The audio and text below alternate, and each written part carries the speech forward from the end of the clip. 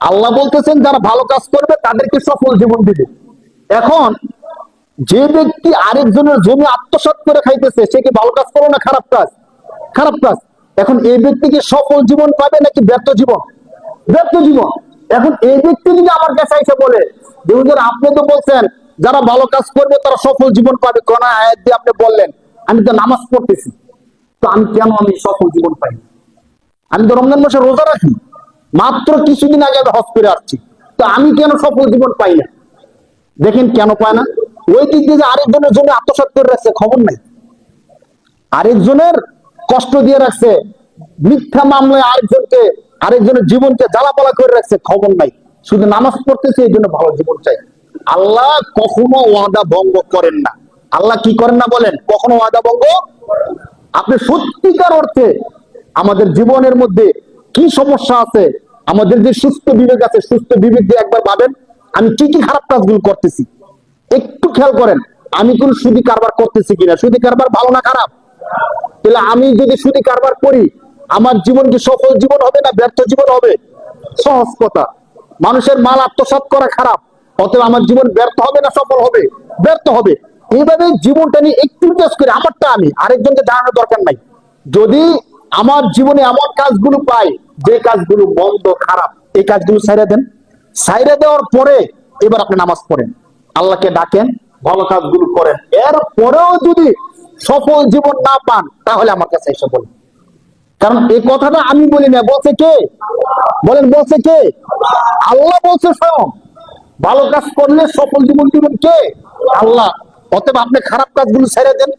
আজকে থেকে সামাজিক সমস্ত বিশৃঙ্খলা, মারামারি, কাটাকাটি গুলো, যে কাজগুলো আপনার এগেইনস্টে হয় এই কাজগুলো ছেড়ে দেন, দেখবেন সফল জীবন দিবেন কে? আল্লাহ। কিন্তু আমরা জেনে বুঝে অনেক সময় হয় কি সে আমার প্রতিবেশী, সে আমার থেকে বড় হয়ে যাবে, না না, তাকে বড় হতে দেওয়া যাবে না। আমরা চাই ভাই আমার এক ভাই আমার থেকে বড় হয়ে যাবে, আমার থেকে বেশি টাকা পয়সা হয়ে যাবে, না না, দেওয়া যাবে না। তার নামে মামলা দিয়ে রাখবো, এই মামলা বাইতে বাইতে বাইতে বাইতে সে কষ্টের মধ্যে থাকবে। আমার কাছে ভালো লাগে অনেক সময় এমন করি আমরা, দেখবেন আরে তার নামে মামলা দিয়ে রাখছেন কেন, তাকে হুমকি ধমকি দিয়ে রাখছেন কেন? যেন সে আমার নিচে থাকে, তার সন্তান নিয়ে পরিবার নিয়ে সে আমার উপরে উঠে যাবে, আমি তাকে হতে দিব না। অথচ সে খেয়াল করতেছে না আপনি যে তাকে উঠতে দিতেছেন না, আপনিও উঠতে পারবেন না। আপনি কি দেখছেন যে ব্যক্তি ধরেন একজন আরেকজনকে দৌড়াইতেছে, কোন কারণে একজন আরেকজনকে কি করে আমরা দৌড়াই না? বা ছোট সময় দেখবেন ছোট বাচ্চারা মারামারি লাগলে তখন একজন আরেকজনকে দৌড়ায় ধরার জন্য। এখন যে যাকে দৌড়ায় এখানে কি দুইজন দৌড়াতে হয় নাকি একজন দৌড়ে আরেকজন দাঁড়ায় থাকে? দুইজন দৌড়াতে হয় না? ছোটবেলা কিন্তু আমরা জিনিসটা বুঝি, বড় হলে আর বুঝি না। আপনি যে তাকে কষ্ট দিতেছেন বড় না হওয়ার জন্য, আপনি যে তাকে দমায় রাখার চেষ্টা করতেছেন, আপনি কি জানেন আপনি ক্ষমতা আছে, শক্তি আছে, টাকা আছে, বুঝ বুদ্ধি আছে, এই জন্য তাকে আপনি দমায় রাখতে চাইতেছেন, তার উপর হামলা মামলা দিয়ে রাখছেন। কিন্তু আপনি তাকে এই কাজটা করতেছেন, তার একজন মালিক আল্লাহ আছে নাকি নাই বলেন? সে বুঝুক অথবা না বুঝুক, তার আল্লাহ তাকে যে আল্লাহ সৃষ্টি করছেন ওই আল্লাহ বুঝি কি বুঝে না? বুঝে। আপনি তাকে যতটা কষ্ট দিবেন আল্লাহ আপনাকে এর চেয়ে হাজার গুণ বেশি কষ্ট দিবেন। অতএব আপনি মনে করেন না যে তাকে আমি বড় হতে দিব না, আপনিও বড় হতে পারবেন। আর যদি বড় হন আপনার টেনশন পেরেশানি হামলা মামলা, হয়তো আপনার এই ভাই আপনার নামে মামলা করবে না, আপনি প্রতিবেশী আপনার নামে মামলা করবে না, এমন একজন লোককে আল্লাহ দাঁড় করাই দিবে যে মামলা করবে আপনি মামলা থেকে ছুটতে পারবেন না। এমন একজন লোক আল্লাহ আপনার উপর চড়াও করে দিবে যার কথা আপনি বুঝবেন না, যার সামনে আপনি দাঁড়াতেও পারবেন না। অতএব আমরা যে আলোচনাটা করতেছিলাম, আল্লাহ বলতেছেন যদি পুরুষ হোক অথবা মহিলা হোক, মুমিন অবস্থায় যদি কেউ ভালো কাজ করে আমি আল্লাহ তাকে কি দিব? সফল জীবন দিবই দিব। কাজ করতে হবে কি কাজ ভাই? ভালো কাজ। কি কাজ করতে হবে? কল্যাণ খারাপ কাজ। আশা করি ভালো জীবন সম্ভব? সম্ভব না। আল্লাহ 16 নম্বর পারা সূরা কাহফের আরেক আয়াতের মধ্যে বলেন আল্লাযীনা দাল্লা সাইয়ুহুম ফিল হায়াতিদ দুনিয়া ওয়া হুম ইয়াহসাবুনা আন্নাহুম ইহসিনুনা সুনআ। আল্লাহ বলেন আমার অনেক বান্দা এমন আছে যারা মূলত করে খারাপ কাজ। মূলত করে কি কাজ? দাল্লা সাইয়ুহুম ফিল হায়াতিদ দুনিয়া, দুনিয়ার জীবনের তাদের চেষ্টাগুলো ভ্রান্ত ভ্রষ্ট, কিন্তু ওহুম ইয়াহসাবুনা তারা ধারণা করে আন্নাহুম ইহসিনুনা সুনআ যে তারা খুব ভালো কাজ করছে। মেল বইছে, ধরেন দুই পক্ষ আসছে, তো যে পক্ষে ধরেন এই পক্ষে শুধু শুধু তার কোনো দলিল নাই, কোনো কিছু নাই, ওই পক্ষেরা বলছে যে তুমি যদি 50,000 টাকা দাও মেলের মধ্যে তোমার উঠাই দেব। তো সে চিন্তা করতেছে যে তারা তো আমি জমিটা পাওয়াই দিলাম, আমি না ওই 50,000 টাকা আনা নিলাম, কিন্তু কাজটা কি ভালো হলো না খারাপ হইলো? 50,000 টাকা নিচ্ছেন কেন ভাই? বলবেন যে আমি মেলের মধ্যে গেছি, ভালোভাবে কথা বলতে পারছি, এই জন্য না তার থেকে 50,000 টাকা নিছি। আরে ভাই, আপনি ভালোভাবে কথা বলার জন্য এই মেধা আপনাকে দিচ্ছেন কে? এই মেধা দিচ্ছেন কে ভাই? যারা পঞ্চায়েত করে বিচার আচার করে তাদেরকে সুস্থ মেধা মস্তিষ্ক আরেকজন থেকে একটু বুঝার ক্ষমতা দিচ্ছেন কে? যে আল্লাহ আপনাকে এত চমৎকার একটা মেধা দিচ্ছেন, এই আল্লাহ আপনার থেকে কয় টাকা নিছেন? আপনি তো গরিব গরিব থেকে, অথবা যে আপনার কাছে মামলা নিয়ে আসছে তার থেকে 50,000 টাকা নিয়ে নিছেন, আল্লাহ নিছে আপনার থেকে কত টাকা? এই বিষয়টা কি একবার খেয়াল করছি? করি না। যার কারণে আমরা সফল জীবন পাই না।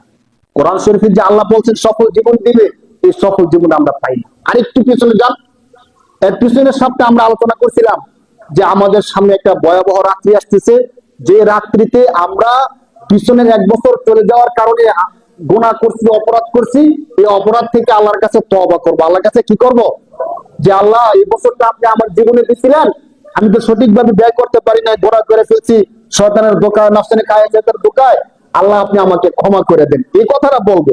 এই কথা না বলে আমরা কেউ যেন আতশবাজি, ফটকাবাজি, ফানুস ইত্যাদি ফুটাইয়া যেন আমাদের টাকাও নষ্ট না করি, মানুষের কষ্টের কারণ না হই, সমাজের মধ্যে বিশৃঙ্খলা না করি, এই কথাটা আমরা বলছিলাম না বলেন? কিন্তু এই কথাটা কি মানুষ রাখছে? ওই রাত্রে মানুষ ফানুস ফুটেছে কি ফুটেছে না বলেন? আতশবাজি করছে কি করছে না? আর ভয়ঙ্কর ভাবে করছে।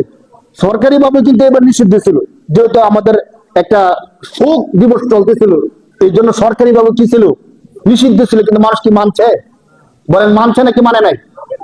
এখন আসেন আমরা একটু বিশ্লেষণ করি, এই যে আমরা যে মানলাম না, এই আতশবাজি গুলো, এই ফটকাবাজি গুলো জিন করছে না মানুষ করছে? বলেন মানুষ করছে না? এই মানুষটা কে? আমাদের কারো না কারো সন্তান, আমাদের কারো না কারো সন্তান, হয়তো আমরা নিজেরাই করছি, অথবা আমাদের কোন সন্তান করছে, অথবা আমাদের বাতিজা, অথবা আমাদের বাসার মধ্যে থাকে এমন কোন ব্যক্তি করছে। কিন্তু ভয়াবহ পরিণতি কি হয়েছে দেখেন এই জিনিসটার কারণে। একটা হলো আকীদাগত, যদি আমাকে বলেন, যারা 31st নাইট উদযাপন করে এবং মনে করে যে বছরের শেষ রাত, এটাকে মানতে হয়, পালন করতে হয়, উদযাপন করতে হয়, তাদের ঈমান শেষ হয়ে যায়। বলে নাউজুবিল্লাহ। কেউ যদি মনে করে বিশ্বাস করে ওই দৃষ্টিকোণ থেকে করে, তার ঈমান শেষ ইসলামী দৃষ্টিকোণ থেকে। আর সামাজিক দৃষ্টিকোণ থেকে একটু দেখেন, এই কাজটা করার কারণে যে পশু পাখিগুলো রাতার আদের ঘুমায় ছিল, এই কাজটা তো করছে 12টা বাজে, তো তখন পাখিগুলো কি ছিল ভাই? ঘুমাইতেছিল। এই আওয়াজে অসংখ্য পাখি মারা গেছে কি গেছে না? আপনারা দেখছেন সোশ্যাল মিডিয়ায়, বা স্বাভাবিকভাবে মারা যায়, উড়াউড়ি করে। এই যে আমার একটা কারণে একটা পাখি মারা গেল, আর অনেক ক্ষতি হয়েছে। আমি ওইগুলো বলবো না, শুধু একটা পাখির দিকে আসেন, যে পাখি দিয়ে আমাদের তেমন, মানে আমরা এই পাখিকে পালনও করি না, খাবারও দেই না, দেই না। এই পাখিকে লালন পালন করে কে? আল্লাহ। থাকার জায়গা দিচ্ছে কে? আমার কাছে কিচ্ছু পাখিটা চায় না, কিন্তু রাতের এই খারাপ কাজটা করার কারণে আমি একটা পাখির জীবন ধ্বংস করে দিচ্ছি। আমি একটা পাখির জীবন কি করে দিছি ভাই? এই পাখিটার পরিবার আছে নাকি নাই? পাখি কিন্তু পরিবার আছে, না থাকলে বাচ্চা হয় কোথেকে? দিন দেয় কি করে? তাহলে পাখিটা যে মারা গেল, আপনি দেখেন একটা পরিবার ধ্বংস করে দিছে। এটাও তো একটা প্রাণী, এটা খাবার খায়, এর একটা পরিবার আছে, এর একটা স্বপ্ন ছিল, হয়তো ডিম পেড়ে রাখছে, বাচ্চা হবে, কিন্তু আপনার এই কারণে পাখিটা মারা গেল। পাখিটা যে মারা গেল, তার জীবনটাকে আপনি নষ্ট করে দিলেন। এখন যদি আল্লাহ আপনাকে হাসরের ময়দানে দাঁড় করায় বলে, এই যে পাখিটা তুমি মারছো, এই পাখিকে তুমি বানাইছো? বলেন আমরা বানাইছি? বলবেন না, আল্লাহ আমি বানাই নাই। এই পাখিকে তুমি খাবার দিছো? না, আল্লাহ আমি দেই নাই। পাখিকে কেন মারছো? তোমার সমস্ত গুনাহ আমি ক্ষমা করে দিলাম, তুমি জান্নাতে যাইতে পারবা, শুধু এই পাখিটাকে যে মারছো, এই পাখিটার জীবনটা তুমি ফিরে দাও। বলেন আমাদের কারো বাপের সাহস আছে একটা পাখির জীবন ফিরিয়ে দিব? নিজের জীবনে রাখতে পারি না, নিজের জীবনের গ্যারান্টি নিজের কাছে নাই, পাখির জীবন দিব কোথেকে ভাই? পৃথিবীর মধ্যে এমন কোন বিজ্ঞানী আছে যে একটা পাখি বানায় তার জীবন দিতে পারবেন? বলেন। আধুনিক এই জীবনে এসে আমরা তো সবকিছু তৈরি করছি, মানুষ মারার মতো, এবং বুম তৈরি হয়েছে, একটা বুম দিয়ে পুরো শহর ধ্বংস করে দেওয়ার মতো তৈরি করছি, কিন্তু ছোট্ট একটা চড়ুই পাখি সারা বিশ্বের সমস্ত বিজ্ঞানী মিলে তৈরি করতে পারবে? বলেন পারবে? পারবে না। তাহলে আমি কেন মারলাম? কোরআন শরীফে আল্লাহ তাআলা স্পষ্ট বলছেন, ওয়ালা তাকতুলুন নাফসাল্লাতী হারামাল্লাহু ইল্লা বিল হক। সূরা বনী ইসরাঈলের 4 নম্বর পারার আয়াতের মধ্যে আল্লাহ বলতেছেন যে অন্যায় ভাবে কোন প্রাণীকে তোমরা হত্যা করো না, এই ঘোষণা করছেন কে? কিন্তু আমি যে হত্যা করলাম, যদি আল্লাহ সব ছেড়ে দেন, শুধু একটা পাখির কারণে আমাকে আল্লাহ ধরেন, আমি কি বাঁচতে পারবো? এই কাজটা কেন করলাম বলে? আর কত অসুস্থ মানুষের কষ্ট তো হয়েছে, কত বাচ্চা আছে কষ্ট তো পাইছে।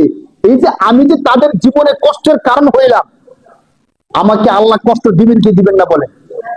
দিবেন। এরপর আমরা এসে বলি যে আমার জীবনে এত অশান্তি কেন হচ্ছে, আমি কেন শান্তি পাই না, কেন আমার পরিবার আমার কথা শোনে না, কেন আমার আর্থিক টেনশন লাগেই থাকে, হুজুর কেন আমার এই হয় এই হয়, এগুলো বলতেই থাকি। আপনি একটা পাখির জীবন ধ্বংস করে দেন নাই? আপনি কি মানুষের জন্য কষ্টের কারণ হন নাই? সর্বোপরি এই কথাটা বলবো যে আসেন আমরা নিজের জানতে কারো কষ্টের কারণ হবো না, বলেন ইনশাআল্লাহ। আসেন না এখন থেকে নিজে একটু বিশ্লেষণ করি যে আমি যে কাজগুলো করতেছি, আমার কাজের কারণে কেউ কষ্ট পাইতেছে কিনা। আমি যে জমি আত্মসাৎ করে রাখছি এই জন্য কেউ কষ্ট পাইতেছে কিনা। আমি যে টাকা মানুষের বাইরে রাখছি, ঋণ এনে রাখছি, বছর কি বছর মানুষ ঘুরতেছে আমার পাশে আসতেছে, বারবার টাকা দিতেছি না, এই জন্য সে কষ্ট পাইতেছে কিনা। এইভাবে সবগুলো বিচার বিশ্লেষণ করে আপনি সবগুলো সমাধান করে দেন, আল্লাহর ইবাদত করেন।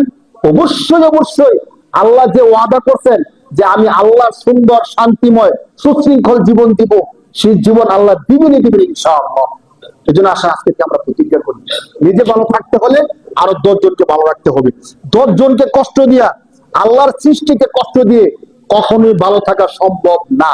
বলেন সম্ভব? সম্ভব না। এই জন্য আমরা বোঝার চেষ্টা করি। আল্লাহ তাআলা আমাদের সবাইকে বোঝার তৌফিক দান করুন বলি আমিন।